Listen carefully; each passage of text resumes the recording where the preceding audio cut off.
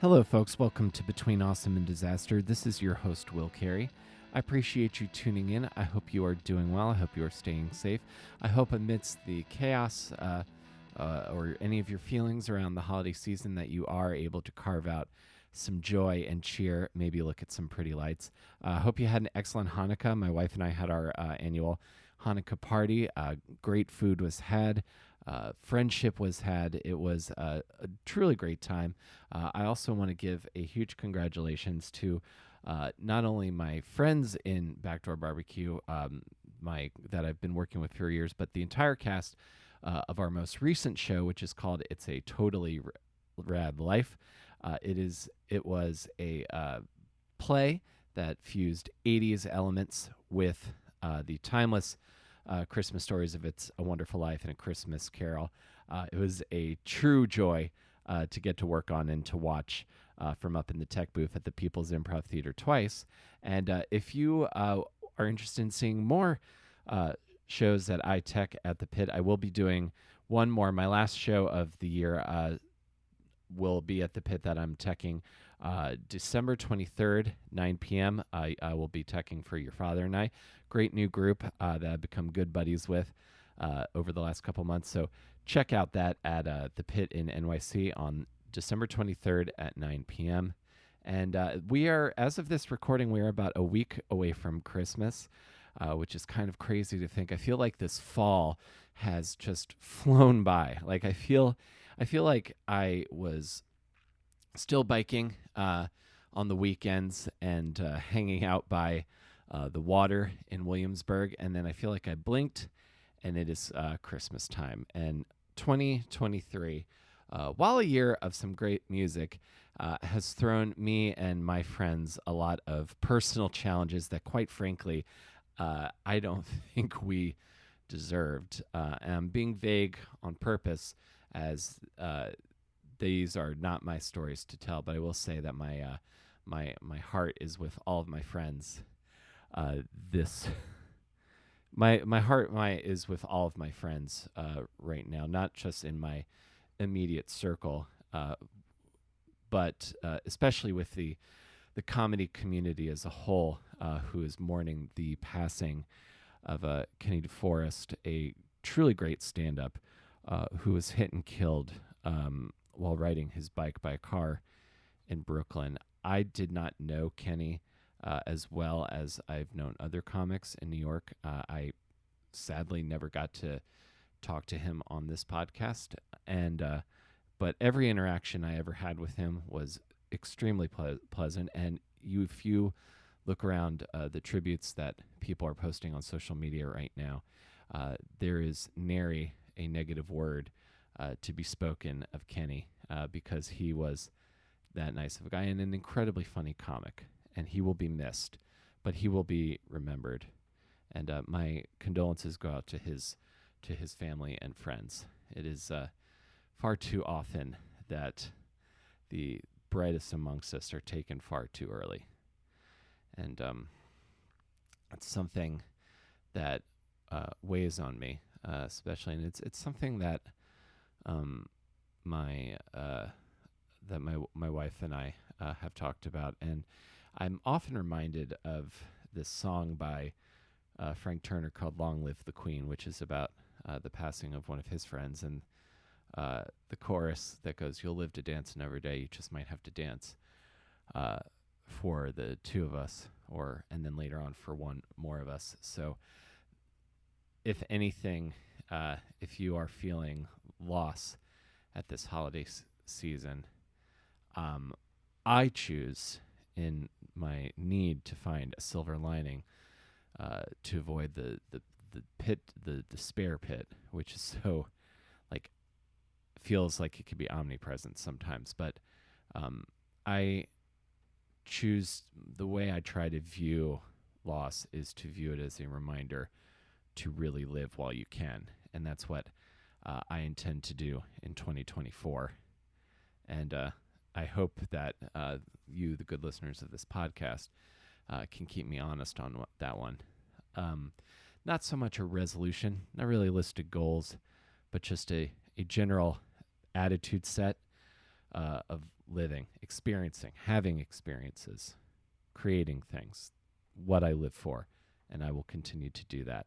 And that's because that's what this podcast is all about, is living and creating and finding those. Again, we talk about those moments between disaster and awesome, and getting the balance between those. And there's a lot of that to discuss today in terms of living and creating. My guests on the show today are from the excellent Scranton, Pennsylvania emo band, the Maguas. Today I talk to the drummer of the band, Brandon Ossont, and I also talk to guitarist Matthew Jenkins. These guys reached out to me. I really enjoyed their debut album, which is out now. It is called Settled. You can get it everywhere you get your music. If you enjoy huge sounding, anthemic, alternative rock or emo rock, this is a great album. I truly, really enjoyed listening to this record. It is called Settled. It's available everywhere you get your music.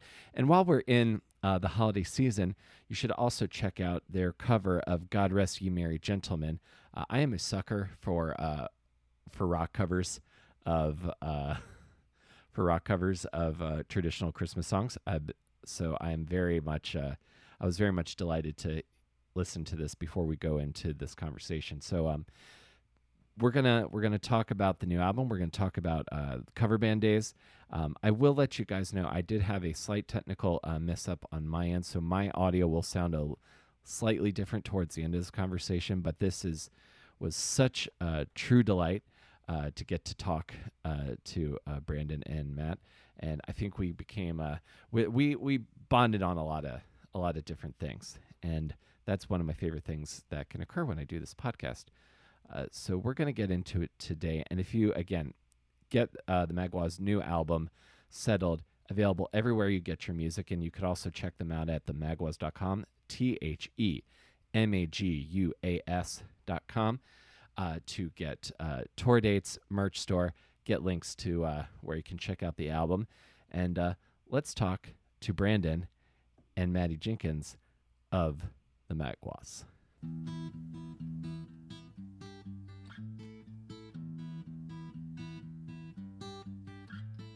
On here, Matt and I were talking a little bit.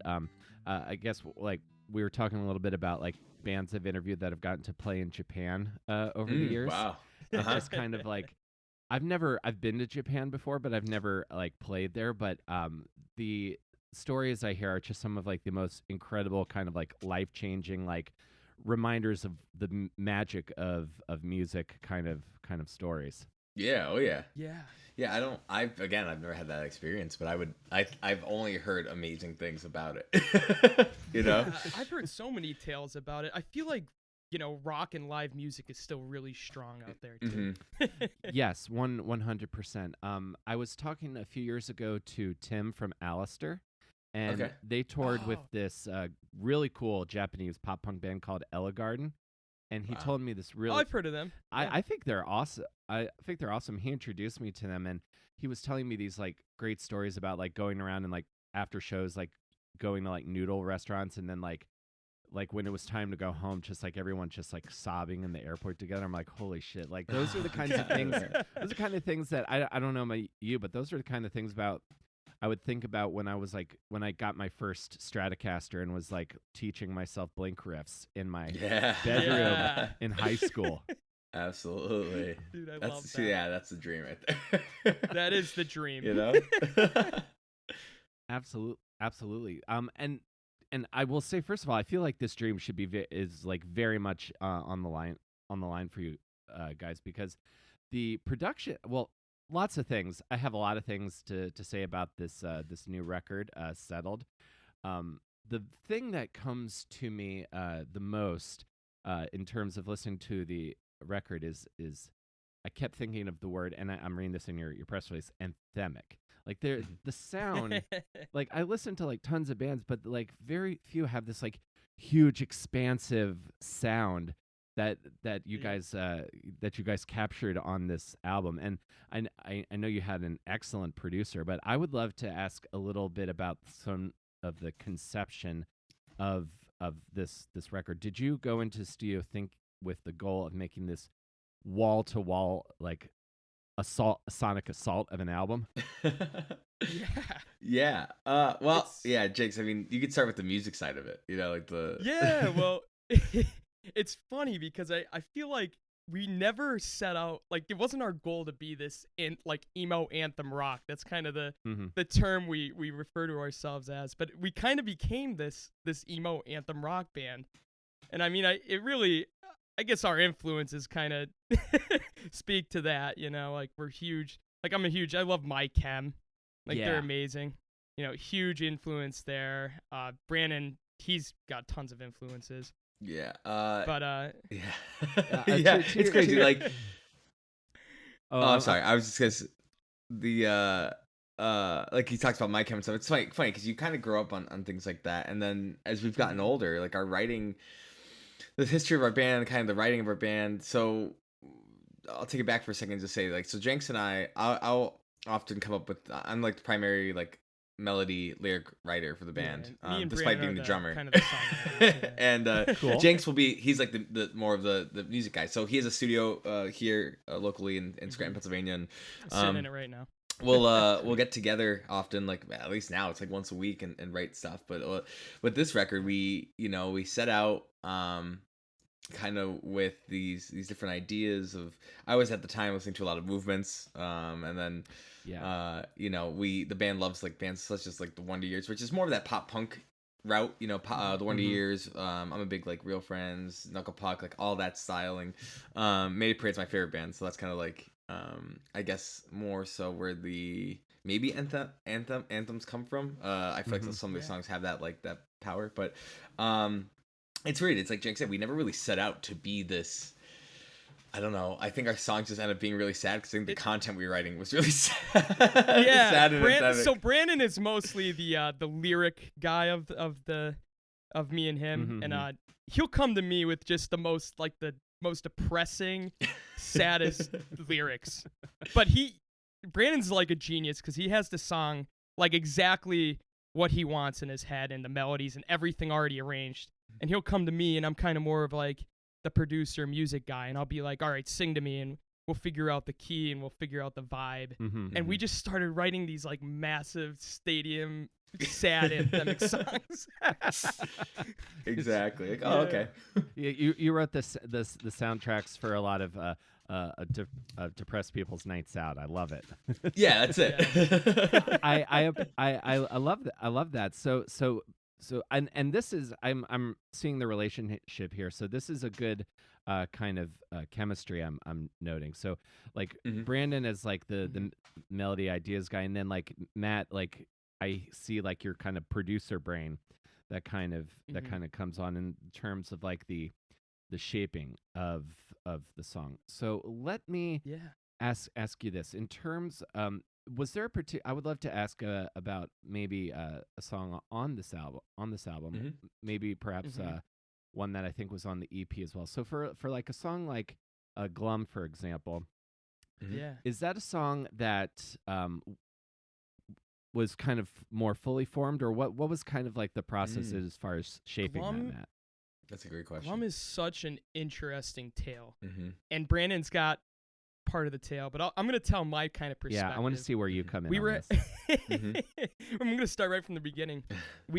This is probably 3 years ago now, Brandon? Oh my, maybe 3.5. I think it was right before COVID. We wrote this, and we were going down the rehearse. We do all our rehearsing in Brandon's basement. He's the drummer. It's just easier, you know. As you know. Respect. Yep.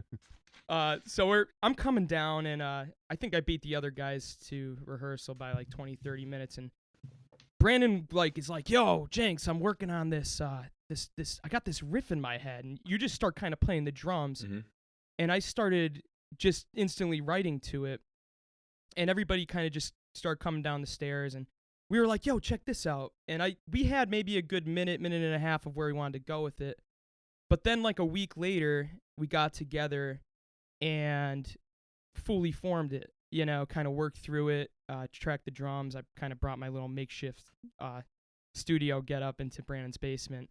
And we had the demo of Glum, Mhm. and Brandon was discouraged at first. I was because very discouraged. it was. He's like, I don't know, Jenks, I don't know, and I'm like, trust me, brother. I'm like, trust me. I think this could be a banger, you know. And I kind of produced and mixed it and actually made it sound good. And after that, I send it to Brandon. And this is like an early example of this because we've written so many songs since then. And Brandon was like, oh my God, like this is sick. And we ended up showing it to the band, and the band loved it. And we took it to Nick Bruzzese, who's been our producer, mixer, our main man. I love Nick. Yeah, I love And, how he's sort of become like this sort of godfather of the like Northeast, like Philadelphia area punk scene. Yeah, Philly, definitely. Philly, Jersey, Mhm. like that entire area. I feel like he works with so many of our friends and bands that we toured with and played with. Mhm. But you know, we brought to Nick, and Nick is awesome because he's really like all about the songs, Yeah. you know, and he'll tell you, you know, he'll give you your honest opinion if he thinks it's good or not, and he'll also like he needs you to be open-minded in the studio. Yeah. Because he'll take your song, go, listen, I think this part's boring, or I think, you know, you need to make this longer to make it an actual song. And Glum kind of went through a little bit of a metamorphosis, and it, you know, after working with Nick at the Lumberyard, that's where he was a few years ago, in Hamilton, New Jersey, we had the final product of Glum. Yeah. And Brandon kind of could tell more of the tale and how he wrote the lyrics to it. Yeah. Where does really this funny. come from? I can't imagine it comes from a good story.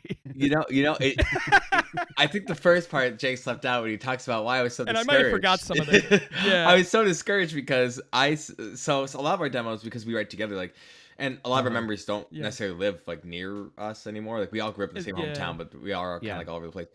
I sang the demo lyrics, and the song I think was even might have even been an octave higher. I don't know. Oh, we had top it, like, of Brandon's range. I was squawking in the basement. My poor mother's like, you know, my mom was around at the time. She heard me squawk. She's like, I don't know about that. Whatever they're doing down there. Straight up squawking, but you got it. So the lyrics, it's funny. It's a long story, but it's a great story. I won't fill in the whole details, but there was a mishap that happened at my house here, and there was a flood in the basement of some sort, and the band got together after this flood, and we burned a bunch of stuff. And during that, Eric said something along the lines of, "I'm broken in half and covered in shit. Take that for what you will of what happened to the things in my basement." But as someone who's dug out a couple flooded basements in my day, I know what that feels exactly. So that was like a whole 2-week process, and during that time I was in a very dark place. I'll never forget, it was middle of summer, I think it was July, and I had just discovered Hot Mulligan for the first time, and I had just shared them with Eric, our singer, who we have this like amazing relationship where Eric's kind of a more reserved person, but when he and I speak, we connect mostly over music, which is such a beautiful thing. I think oftentimes I'll go to him or he'll come to me with it'll be a text. We might not have talked for a week. It'll be a text of a new band that we discovered, like, yo, check this out. And then next thing you know, it's like our whole personality. It's like, I'm a Hot Mulligan stan now, you know? Like, right. But Hot Mulligan released Pilot, I think, at the time, and I just discovered them and been really listening to them. And Pluto was never really a plan. Anyway, it was a song that kind of inspired Glum in terms of like lyrically and melody. At that time, I was trying to write a song. I had some words written down, and I was trying to take influence from them and the way they wrote, because the way that they write their melodies is so unique, I feel. And every song, I'm not really sure where it's going, but it always takes me to a very incredible place, even if the song to me doesn't make a lot of sense, but then it works. Like, I don't know, they're crazy with that.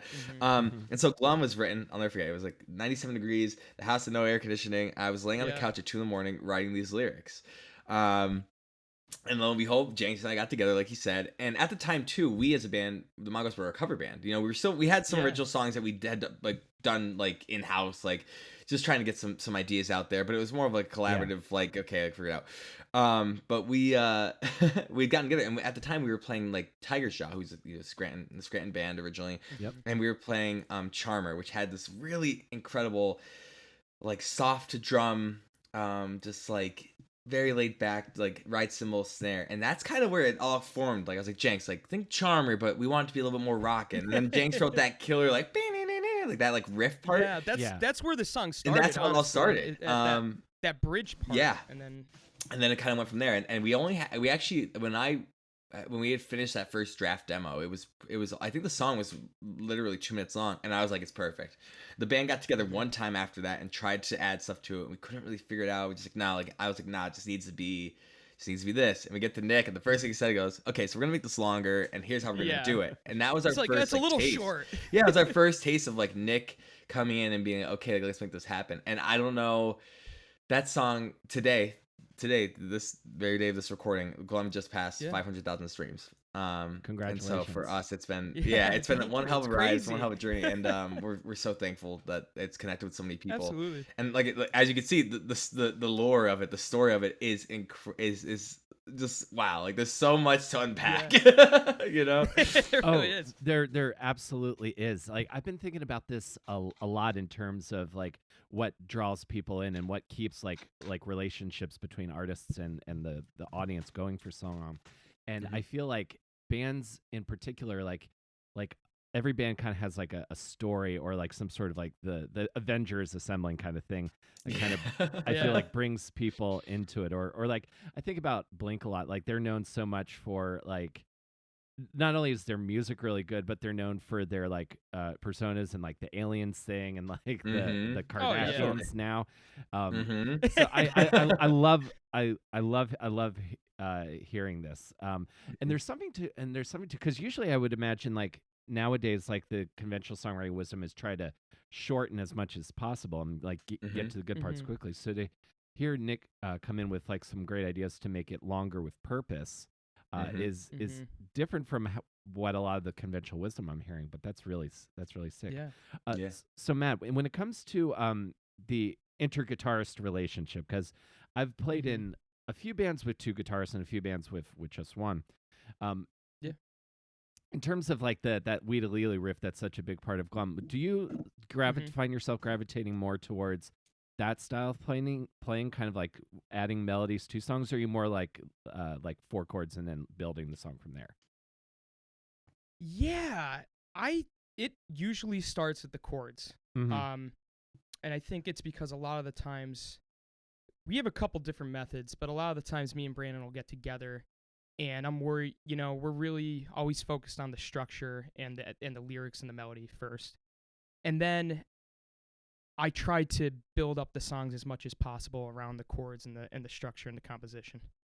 I think that whole lead part, and I do most of the leads when we take it to Nick, and even the pre-pro stuff here, but sometimes it changes when it comes to Nick, and I'll have to completely rewrite leads and stuff. So I don't try to focus too much on the riffs and stuff rather than the structure, because I know it might change.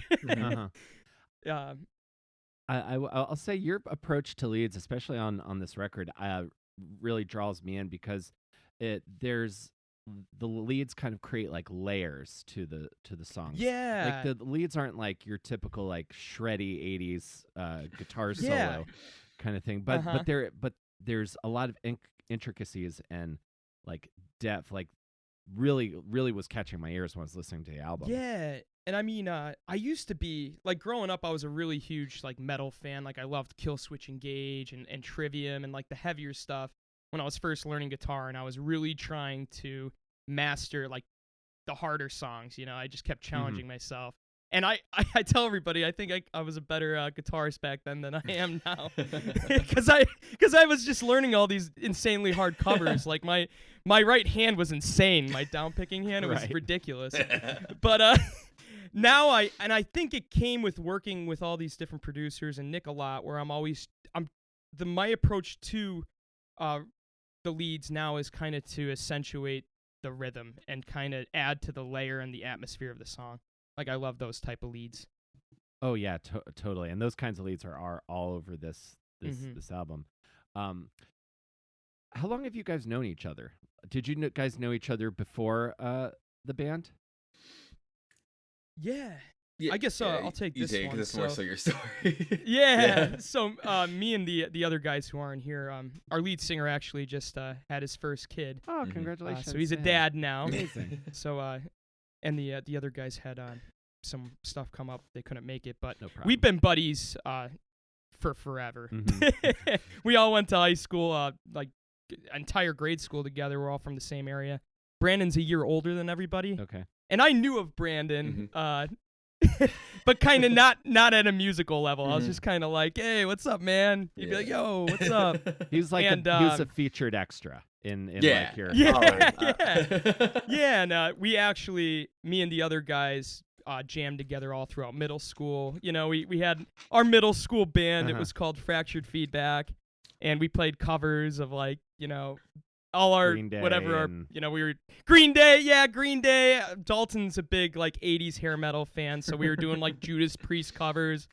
And, you know, all the dads were like, yeah, you know. Like, you know, their sons, their 6th and 7th, you know, grader sons just be covering like, their oh, favorite music. hell yeah. Metallica, we did a good Enter Sandman. Mm-hmm. And I've been buddies with Eric, Dalton, and Luke for a long time. And we all went to college and got our degrees. And then when we were all graduating kind of around the same time at 2018, and I think Dalton and Eric started a big group chat with everybody they knew who did music, and we're like, yo, let's start a band. We're all graduating. Let's get a band together. So our first band practice was the members of the Maguas and like 3 other people. We were going to be like an 8-piece band. You're going to And be Brandon was the emo drummer. Slipknot.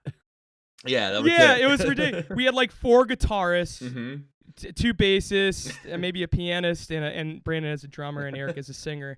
And the first hour, like 2 people were like, okay, all right, I'm out. I'm going to the bar. I'm not doing this. And it kind of just worked its way out. And then after a month, it was just the 5 of us. Mm-hmm. And like Brandon said before, we were a cover band Mhm. for a good year, 2 years. And we started to kind of assimilate original music into our cover set for a little bit. Mm-hmm. Before it was just full-time original. And since then, it's just been all uphill, I guess. That is the struggle, isn't it? I have a friend who plays covers in Matthew Street in Liverpool, and he's the cool. original stuff is he does great original stuff. It's more of an uphill climb because you got to. So I'm curious. I'll ask this to both of you.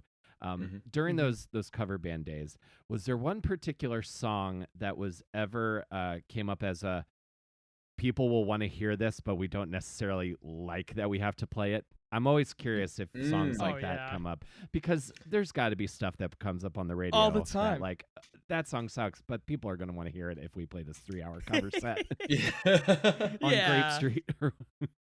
Yeah, I'm trying to think, like, for I'll do, I think the one that we ended up never doing, but everyone wanted us to do it, and we did try, but for me, we did. So Mr. Brightside was one of those songs that I mean, we rehearsed the shit out of that song, and I think we played it one time and it just fell apart, and we were just like, never again. And people wanted it, but we decided, you know, like, this isn't happening. We're not gonna do that one. Oh man, I think we did it twice and it failed. Yeah, I think you might be right. Live, like in person. People were coming up like going, cut it. It's not, something's not right. And no. Like, we've had everything that could possibly go wrong during cover shows and original shows. It's happened to us at this point, which is great. But yeah, Mr. Brightside's definitely one of those songs. We tried to do what's that song? It goes, Two Stone Nintendo flavor of the American Hi-Fi. Yeah. Oh no. Yeah. We played a show. I think we had an issue with that too. We played a show. I'll never forget the show because it was one of our first. I think it might have been our first holiday show, and we did all covers. And the guy running sound, when I tell you, still that scarred. was the first time I think that was the first time that I experienced true hearing damage, like true hearing damage. Whoever the entire place was just sound. Like, anywhere you went, you were just blasted with sound. And we tried to play, and at that time we weren't in house, like, in ears. We were using monitors and stuff, and we were just getting blown away. And it was our first show, like, real, like, whatever, like, on a real stage. And we were playing, I'll never forget it. We were playing Flavor of the Week, and it was so loud that I, like, went, like, just deafened out for a minute, and like I looked up, I was like, guys, I don't even know what's like I don't even know what to play. I don't know where we are. I have no idea what's happening. Like I just oh, I'm gone. Like I just can't hear anything. Like just Yep. complete temporary hearing loss. Yep, just like guys, I got nothing, and we just fell apart, and we just like, all right, that's it for that song. We just moved on. Like we just, all right, next time. Oh, that's It terrifying. was nuts. It was a scary. I remember my ears ringing.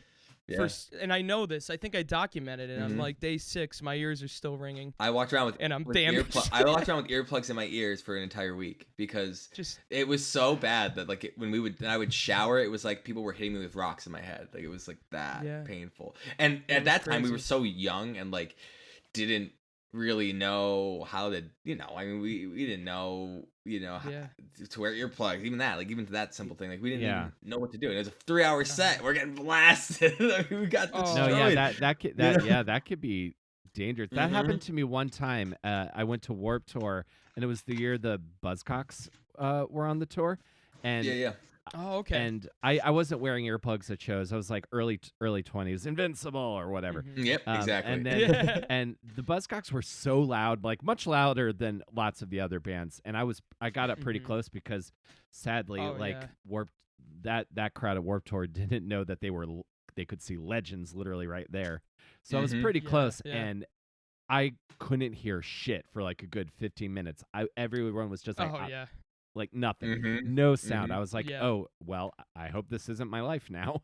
Right. So I started wearing earplugs like the next show because I was like, so smart. I can't risk this. Those were. I would also I want to ask you as well, Brandon. So as like the melody and the lyrics guy, do you have were drums your first instrument, or did you play other instruments before you got to drums? I guess looking chronologically, technically, the first instrument I ever got was a guitar, but I never really learned how to play guitar. My grandfather was. You could strum a note. My grandfather was a professional drummer. Way back in the day. What did he play? He drummed in like a I forget what the name of the group was, but it was like a jazz style, like old school, like Buddy Rich style type of drumming, you know what I mean? Like jazz. Yeah. Cool. But so I still rehearse on this sometimes. A 1947 Ludwig, like mother of pearl. It's got this beautiful blue sparkle, and I've compared to like the current day like maple. I think they call it like the Century Classic or the Classic series that that Ludwig puts out, and like same type of build. But I inherited that in 5th grade, so like 2005 I think it was. And I am self-taught in that sense. Everything I kind of was taught either through him or through just I'm an auditory learner, so I would learn more through like just listening to songs and learning. And then I will say I think my drumming changed a lot once I joined the band. At the time I had never even drummed like out with a band before. I had done some, I played in like marching band, things like that, and so I was able to like learn how to read and things like that. But as we got into the band, I'll tell you, Nick Bruzzese, despite playing bass and Overboard and now the story so far, he's a phenomenal drummer. His father was a drummer, and his grandfather was a drummer. Nick, I've never seen somebody play drums like him. It's fascinating, and he's taught me a lot. And actually, with a lot of our songs now, we used to write like Glum's original drum part. Ridiculous. I mean, double bass. I mean, fills galore. It was everything. Everything you'd want. Crazy. Yeah. And Nick's like, "What the hell are you doing?" He's like, "Dude, just bass and snare. Does it need all that? Bass and snare, baby." And Nick has been such a huge influence in my writing, specifically with drums, because we'll write now demos very, like I said, bass and snare, just very focused drum parts. And then when we get to the studio, that's when the fun happens with Nick. And it's a lot of like, he'll come in, he'll jam. Like when we do our writing sessions in the studio, when he comes in, we play the songs together for the first time.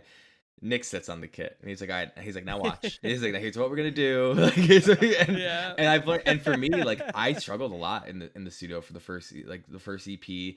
A lot of it was just recognizing like Nick would like speak a pattern and remembering that pattern and trying to at the same time of forgetting the song that you already wrote. So like that is something that I often used to struggle with. Yeah. And now I come in and Nick knows, like Nick will know that okay, this kid's coming in locked in on this part, and he's like he's got it. Like I've grown a lot in that sense. So yeah, I grew up on drums and I learned guitar self-taught a little bit more. Later on in college, I bought a guitar and like tried to learn some chords. I'm a chord guy, you know. I'm not shredded anything, but sometimes I'll come to Jenks with like 4 chords, typically always the same 4 chords, just in a different tuning, and I'll be like, hey, can we write something along this? And he'll take it and perfect it and make it much more appealing, if you will.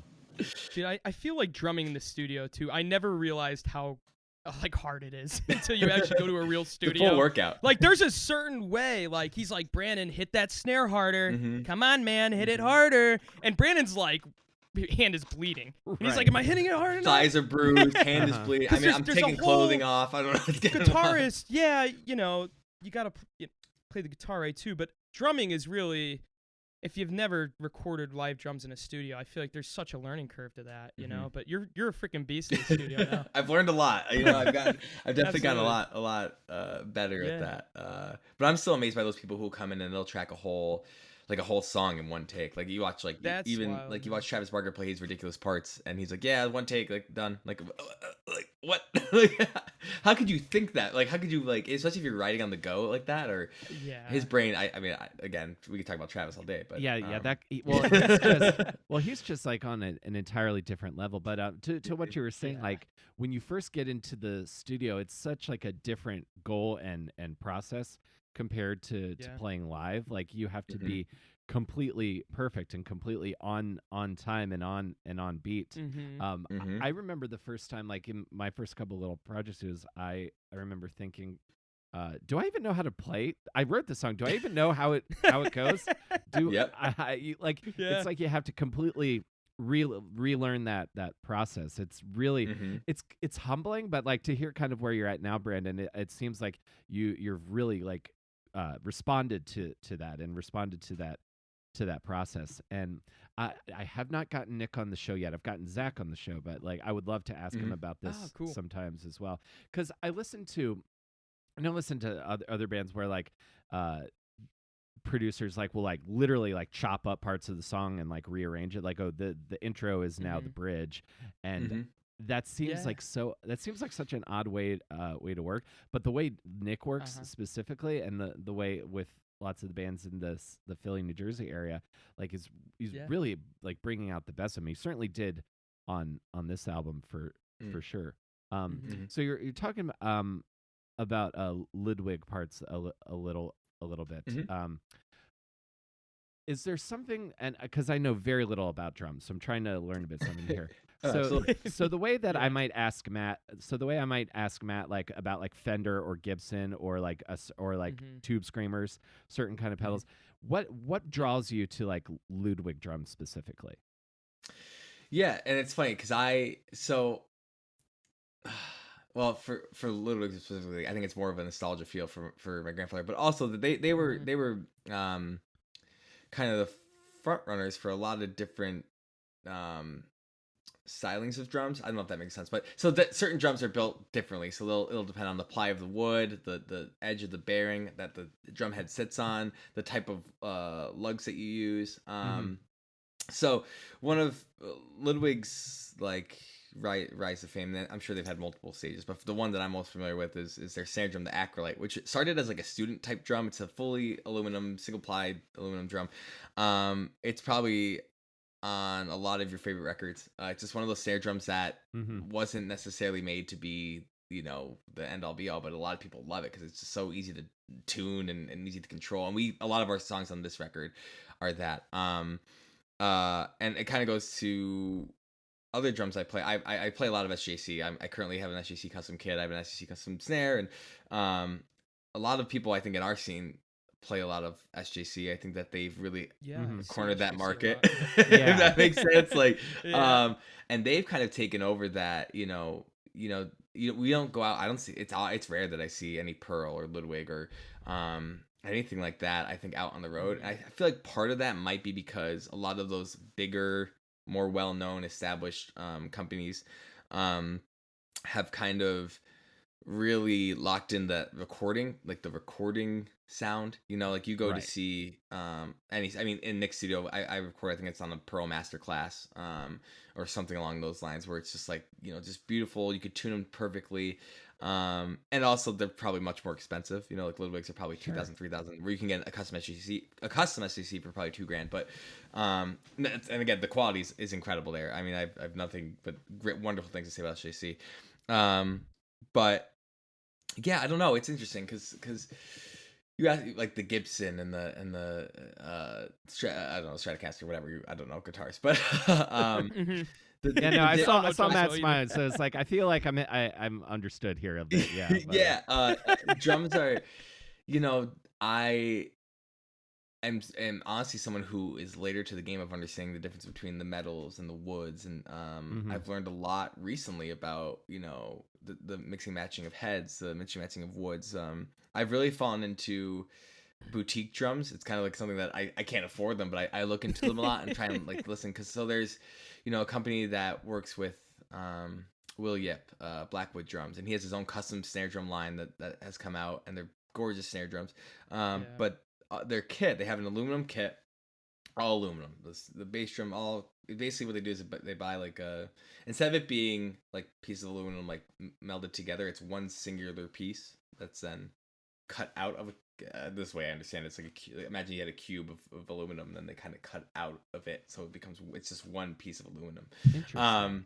Fascinating. And every band that I like I think the Menzingers has it, Tiger Jaw has a Citizen. Anybody who works with Will Yip, they leave that studio and go and buy that drum. The issue for me is to make a $4,000 investment on an aluminum drum set to then tour around and beat the crap out of it for the next 5 years. But also those bands, they're more established at this point. They could probably afford that and be okay. Yeah. And I'm of a similar mind. Like I very much like I love the very nice kind of higher end guitars that I have. The idea of bringing those in a van that could get broken into, not interested. Like give me like a Yamaha brand guitar or seriously, something you could afford to replace, right? I'm exactly the same way. Right. I used to I have like a really nice PRS Custom 24, and I don't bring it anywhere anymore. Kind of just stays in my house. Yeah. I'm just worried somebody's gonna like just scoop it up and steal it or something. Because you're leaving your instruments laying around for hours, and we tour a lot, and Brandon he's kind of like our driver as of lately, and we use his F-150 truck to kind of just transport. That's it. We just squeeze everybody. We make it work. But and stuff is getting banged up a little bit. I'm all about the using the cheaper, more generic stuff. But I have like one of those like made in South Korea PRSs, and it's awesome. I love it. I play more than the nicer one, Yeah, I still play my Epiphone Les Paul Custom from they're great. The Epiphones are awesome. To come back to my chem, I saw Frankie playing an Epiphone Les Paul Custom, so it's like, okay, well, if he does that, then I don't have to spend $3,000 on the Gibson that's gonna break. Right. Exactly. There's a weird thing too, like I feel like I'm used to playing. Like I gravitate towards that guitar because I play it so much on stage, and even in the studio, I have an Evertune bridge on it. I don't know if you've heard of those. I have, but, they're just so awesome. Yeah, it's the best. I tell everybody it's the best recent investment I've like ever made. You could like throw the guitar down the stairs and it'll be a tune. It's great. It's great for recording. It's great for when you're on tour, especially when you're going from like Pennsylvania weather to Florida weather. And it stays pretty close to like in tune, you might just tweak it a little bit before the show and you're like fine for multiple shows. They're so awesome. That's so rad. How has have you guys been done a lot of touring, and have you done a lot since the touring has kind of opened up again after COVID? It's funny. We were just reflecting on this recently. So, I'm gonna take you on a little journey. So 2020 happens, right? And we put out an EP known as One of Us Is Lying. our first studio outing with Nick. We had a bunch of tours lined up. We were a cover band up to this point, right? COVID happens, March, whatever. We basically had like 0 shows, or maybe 1 live show out of like original music that we had done. Yeah. COVID happens, blah blah. One of Us Is Lying does really well on the internet at the time, because everybody's on the internet at the time. Yeah. Fast forward to August of 2021, and we come back with like we're a much bigger band, I guess, in terms of where we were at. Yeah. And we start getting a lot kinda of really crazy. awesome opportunities, and those first couple shows back were a roller coaster, because we had so much to learn in such a short time, Yep. because people were expecting us to be this band who had been around for a little bit now, because our music had been out for a little bit and kind of knowing the ropes. And we, like I said, we were playing cover shows at bars, and now Right. And now we're they know next your thing- original music. yeah, and now they know, Yeah. and we're That's we're wild. on stage like opening for much bigger bands, and it happened so Mhm. quickly. And then 2022 came to be, and we got together. We decided, okay, we're gonna drop the 2 amps. We're gonna go to DI. We need space in the car. How are we gonna get things around? Are we gonna keep renting things? Are we gonna get a bigger car? What are we gonna do with our gear? How do we want to sound live? How are we gonna adjust? Now we're starting. We had just recorded at the time part of these songs that are now unsettled. How are we gonna implement this violin part that none of us play violin? Like, how are we gonna do that? And long story short, 2022, we kind of spent that year. Really, we hit the road a lot. We got to play with some awesome bands like Dear Youth, and I think the summer of 22, we went on tour with Glimmers all the way down to Florida, which was such an incredible experience. And they That was a are an great time. amazing band, and their They're live so show good. is for us was like holy shit, like that's what we Yeah. were aspiring to. Yeah, and after that definitely. tour, we kind of really locked it in, because they had given us. They're one of those bands who are just like us, like just trying to come up, just trying to figure our way through the industry, and they have a guy like Jenkins, like a studio guy, and they have like somebody who does all the writing, and they showed us so many different things, and we met so many incredible people on that tour that helped us kind of hone in.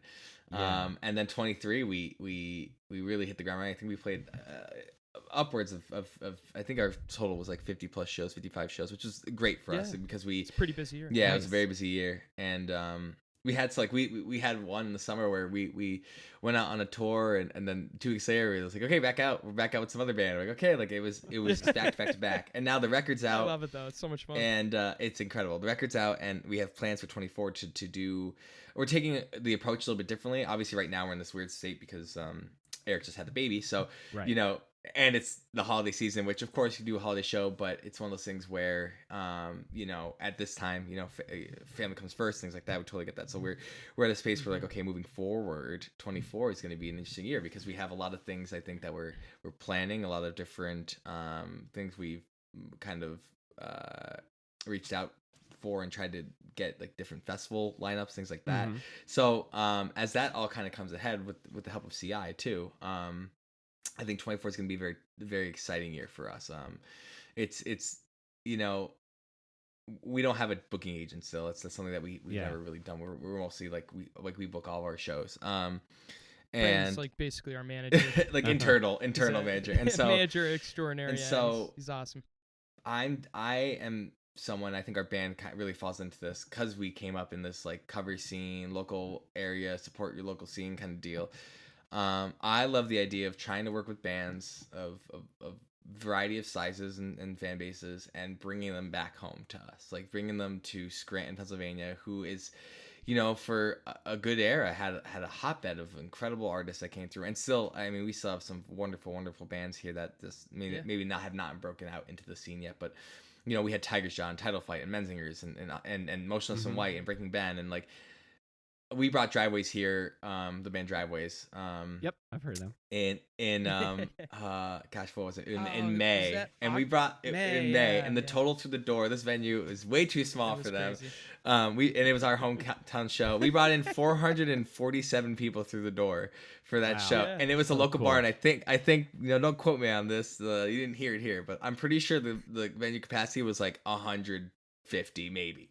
Like, Right. and I remember, and like it was that show It was was so wild. was wild, and I we still talk to Driveway, still talk to those guys, and I was like, hey, like, Great we'd love to kids. have you come back. And there's other bands I've reached out to that I'd love to work with. And I'm like, I'd love to have you come back. And I just love that. I like romanticize that idea of like, hey, we can set up some really cool runs with some really cool bands all over the place. And if we could bring them back here just for a day, just to Scranton and just like have them see, you know, what there is here to offer. It's something that I kind of like, I secretly love like, oh, let me plan that. You know? Like, No, yeah.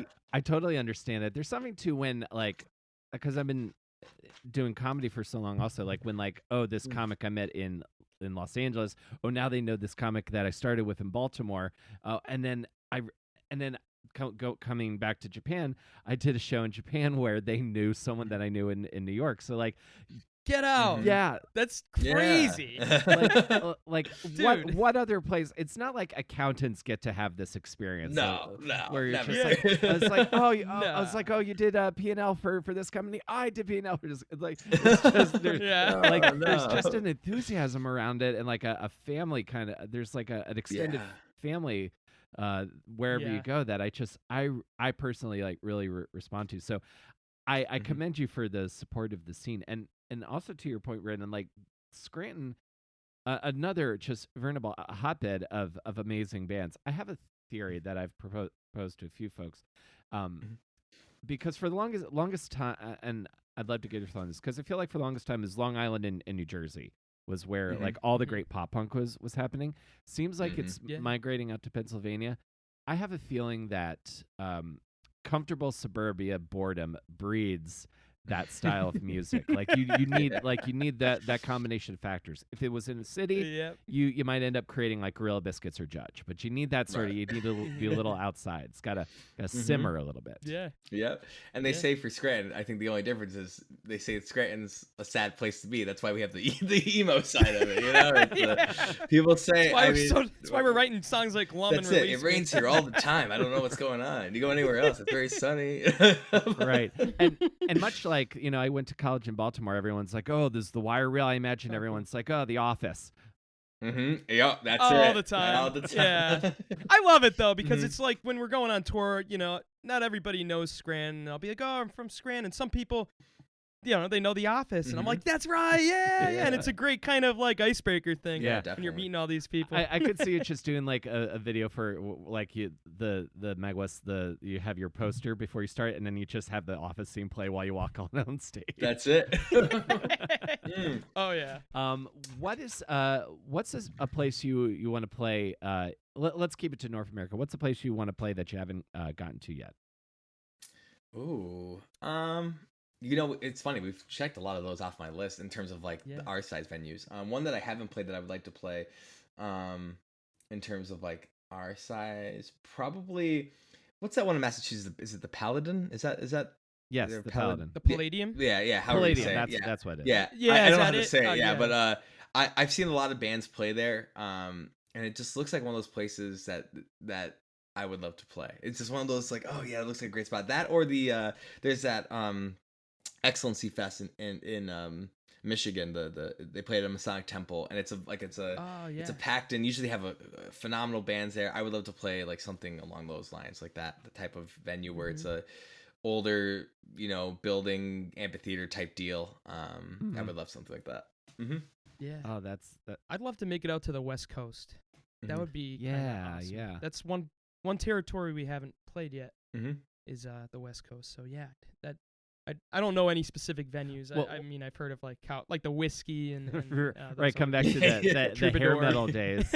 Well, Yeah. Yeah. The Troubadours is still there. I'm trying to think where like the DIY shows happen out there, but I Mhm. go to Roxy and Troubadour is like the classic LA Yeah. kind of spot. Yeah, yeah. Yeah. Roxy, that's another one. Yeah, same. That'd be so cool. I mean, there's Chain Reaction. That's another one, right? Yeah, I think I Uh, think they're still out there. Another place I've kind of Yeah. romanticized is Emos in Austin, Texas. I think they're still around.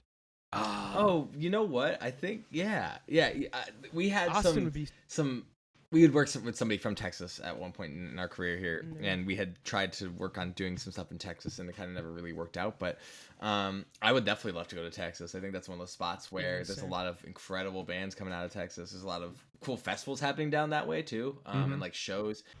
Well, one other thing I'd love to ask you guys before we wrap up here, based on especially on new music, and because it is the holiday season, I did pick up that you released this sick "God Rest Ye Merry Gentlemen" cover that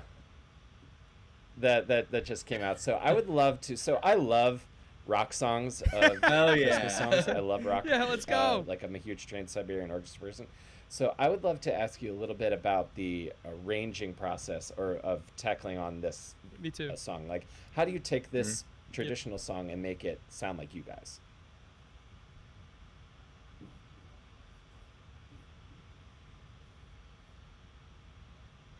Yeah. I guess I'll start with it. And Jason. Brandon's definitely the pioneer for the idea. Yeah. So so CI reached out.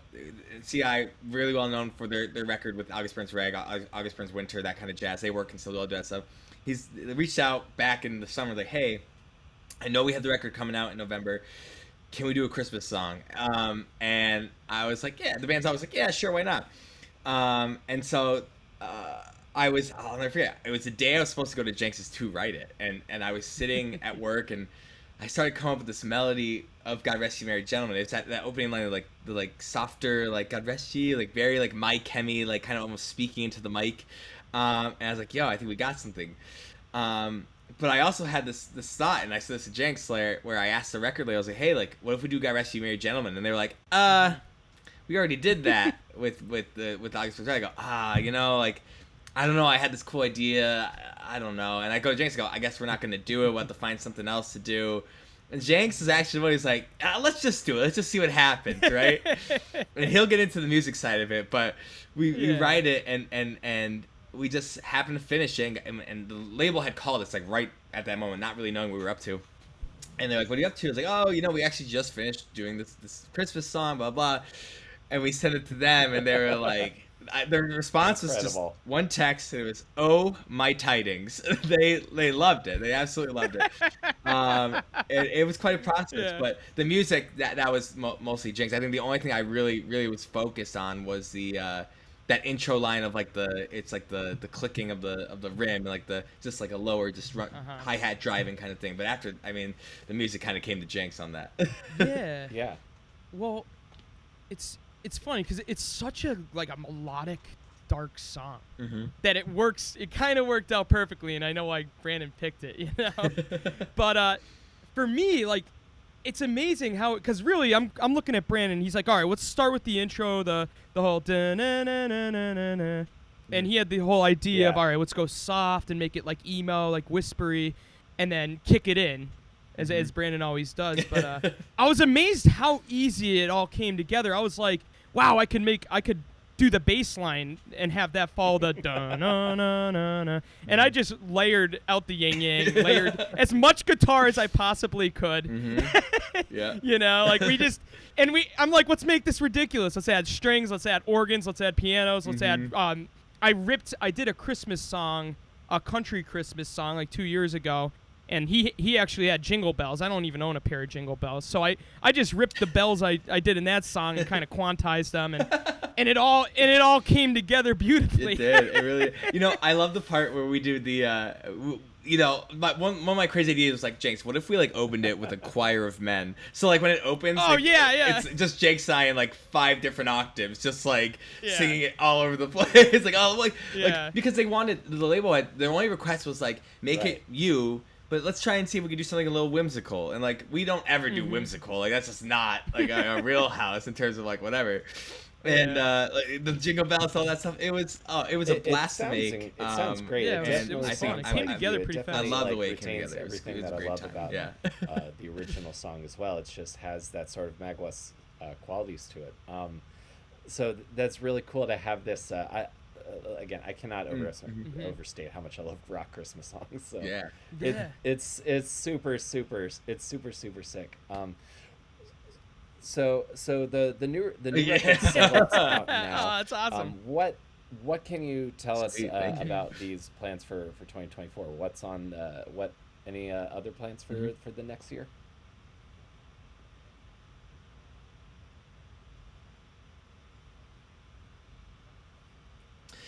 Yeah, actually, I think we kind of dropped this we haven't really spoken about it a lot, but there's a lot of plans for. We're trying to work maybe some songs from Settled, maybe do a feature on a song, maybe something along those lines in the future, in the coming months. I know we're trying to work on a video for Settled, for one of the songs on there as well, which is kind of under wraps, but like it's all coming together right now, so we're kind of teasing that a little bit. And I think our future outside from touring. We know we as a band are always looking at that next big thing. I know we're going to probably drop a single towards the end of the year to give people a different side of the Maguas. We're always writing, so we always have a lot of different sounds and things we want to experiment with. And we want people to say, this has been... but prior to Settle coming out, it had been like almost 2 years that we hadn't dropped music. So we're trying, now that people are kind of...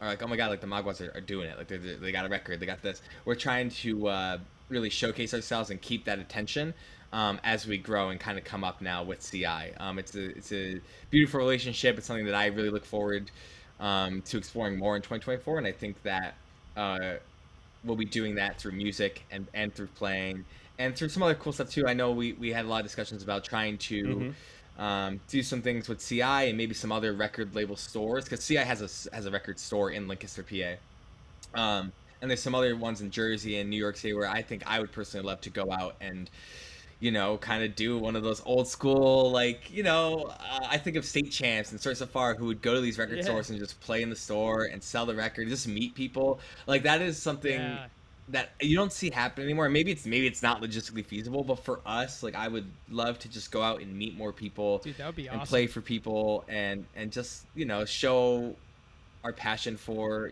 bands past and the tried and true methods, if you will. I think that's something that I'm looking to explore as I'm finishing up booking the rest of 2024. I hope they don't ask for Mr. Brightside. If you have a record store, reach out.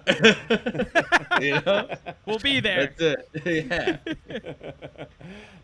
No, Mr. Brightside. We could try, but it's not going to be good. You might want to stop us. Nice Yeah, you guys. I'm I'm try to so stop. psyched for this building momentum and this excitement. The record's great. I really think you all Absolutely. did a tremendous job, and my kudos to the rest of the band as well. So where can people go if they want to find out more about the band? Thank you. Absolutely. Oh, thank you.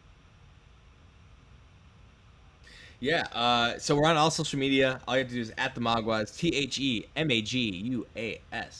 And we also have a website, themaguas.com. We are, if you're looking to hear our record, we're on all streaming services. You can also purchase it. We have 3 different vinyl variants available through CI Records. You can find that just from a quick Google search. It might be in the links below. I don't know. Wherever you can find it, you'll find it. And we appreciate everyone's support on this record, and for us, Settled is something that has been years literally in the making, and it means a lot to us to see such a great response.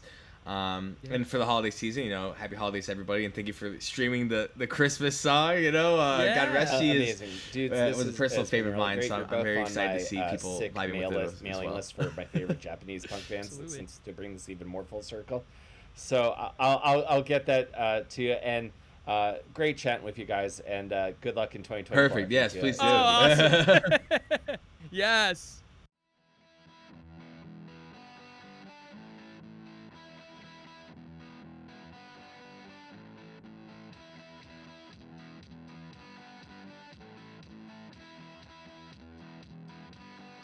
All right, folks, that's our show for today. Thank you so much for listening. Thank you to Matt. Thank you to Brandon for chatting with me. And I do apologize again for the technical issue towards the end there. I'll be working to update my rig in 2024, so hopefully I can keep that from happening.